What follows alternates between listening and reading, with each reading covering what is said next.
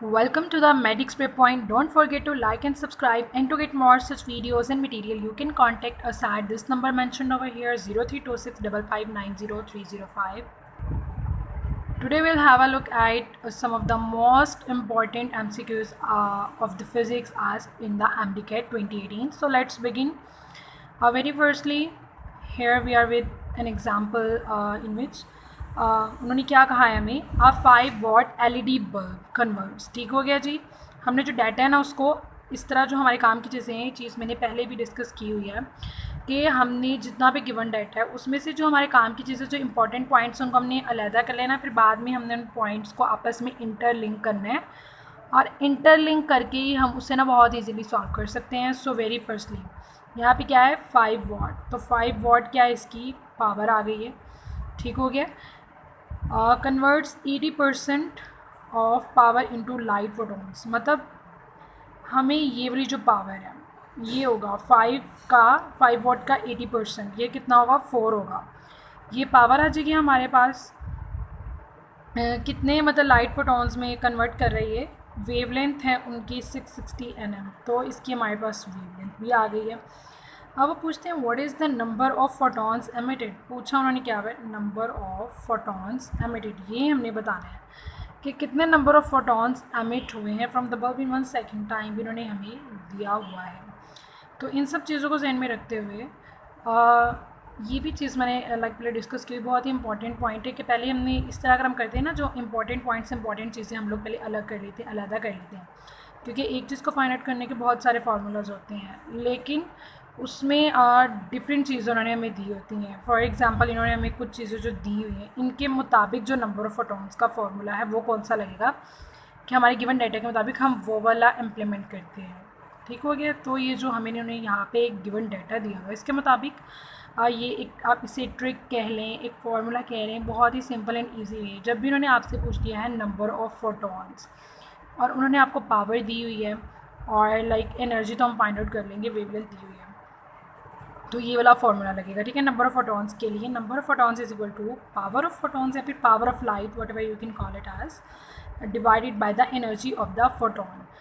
Power क्या, अभी जिस तरह मैंने पहले बताया है 5 वॉट का 80% वो कह रहे हैं, ये 80% is getting converted into the light photons.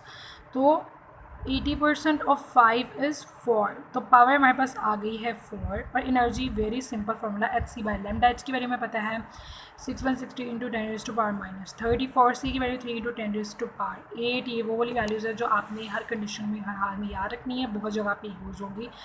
इस तरह के न्यूमेरिकल्स में, क्वेश्चंस में, मतलब उन्होंने दिए होंगे, वहाँ पे हमें सॉल्व करना है, तो उन्होंने हमें ये वैल्यूज़ थोड़ी ना दी होंगी, तो कॉन्स्टेंट्स है ना, ये हमें पता होने चाहिए. ठीक हो गया. तो इसको सॉल्व अगर हम करते हैं तो हमारे पास क्या आती है value, it comes out to be 3 into 10⁻⁻19 joules. तो यहाँ पे सिंपली हम पावर की वैल्यू पुट करेंगे, इसकी हम वैल्यू पुट करेंगे एनर्जी की, तो हमारे पास क्या आ जाएगा 1.33 into 10⁻19. Let's have a look at the options. Either this option is given or not. Oh yeah, it's here. तो ये वाला ऑप्शन हमारा ठीक है, सही हो गया. जब भी आ गया question number of photons find out करने, क्या करना है, सिर्फ हमने पावर को डिवाइड कर देना है उसकी एनर्जी से, and will have our answer. Have a look at one more example over here. They have asked us if CV is equal to 5/2R है और CP क्या है, ये तो हमने बताना है कि CP क्या है. ठीक हो गया. वैसे तो हमने इसका एक टेबल भी डिस्कस किया था, बहुत लंबा चौड़ा, तो उसमें हमने कंपेयर किया था कि CP इतना होगा तो CV इतना होगा, R इतना होगा, ये ऐसे होगा, वो वैसे होगा.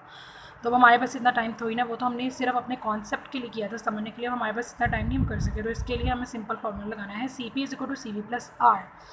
ठीक हो गया. और ये फार्मूला हम लगाएंगे, CV की उन्होंने हमें वैल्यू दी है, that is 5/2R. But how to solve it now, what you have to do is to just take the LCM. ठीक हो गया. किस तरह से, ये जो वैल्यू ना 5R, ये ऐसे की ऐसे रहेगी, इसको इससे मल्टीप्लाई किया. ठीक हो गया ना. प्लस भी वैसे का वैसे, इसको इससे मल्टीप्लाई किया, आगे 2R डिवाइडेड बाई 2 हम ले लेंगे, तो 5R plus 2R can be added. तो ये क्या बन जाएगा 7R, और नीचे 2 ऐसे का वैसे, तो हम कह सकते हैं ना 7/2R. सो लेट्स सी, और ये हेयर इट इज़. ठीक हो गया. तो इस तरीके से हम इसको भी सॉल्व कर लेंगे by using the simple formula, rather than के उसके डीप डाउन हम लोग कॉन्सेप्ट्स में जाएं. अच्छा जी, नेक्स्ट एग्जांपल में उन्होंने हमसे पूछा हुआ है, if one mole of an ideal gas is heated at constant pressure. 1 मोल है गैस का पहले चीज़, उसके बाद इसको हमने क्या किया है, हीट कर दिया है, आइडियल गैस है, हीट हमने कर दिया है कांस्टेंट प्रेशर पे। ठीक हो गया। तो फर्स्ट लॉ ऑफ थर्मोडायनामिक्स को हम किस तरीके से लिख सकते हैं इस गिवन कंडीशन के मुताबिक। या आप इन्होंने हमें ऑप्शंस दिए हुए बहुत ही अजीब अजीब से है ना, लेकिन हम इसको पहले सिंपली सॉल्व करके देख लेते हैं। फर्स्ट लॉ ऑफ थर्मोडायनामिक्स क्या है जी, del U is equal to Q minus W and for the 1 mole of an ideal gas at the constant pressure की conditions को मद्देनज़र रखते हुए del U क्या होगा, C V del T, Q क्या होगा, C P del T और W क्या होगा, P del V। तो हम क्या करेंगे, सिंपली इसको रिप्लेस कर देंगे इस फॉर्मूला में, यहाँ पे इन वैल्यूज़ को, तो हमारे पास ये फॉर्म आ जाएगी ये वाली।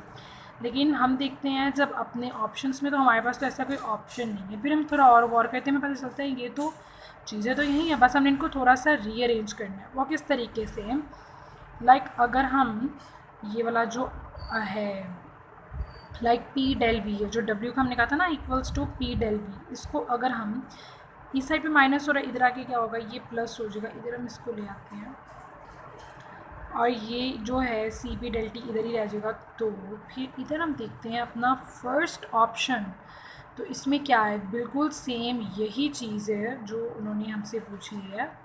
ठीक हो गया ना, कांस्टेंट प्रेशर को मद्देनज़र रखते हैं उसको इस तरीके से सॉल्व कर सकते हैं।